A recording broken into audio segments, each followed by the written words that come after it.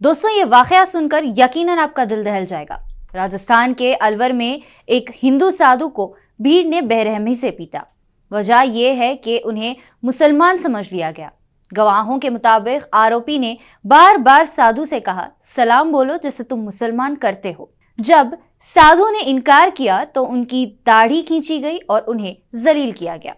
आरोपी का नाम सामने आया है राजेश। लोगों का कहना है कि यही मंजर उल्टा होता और किसी मुसलमान के साथ ये जुल्म होता तो सोशल मीडिया पर तूफान आ जाता और सड़कें गर्म हो जाती।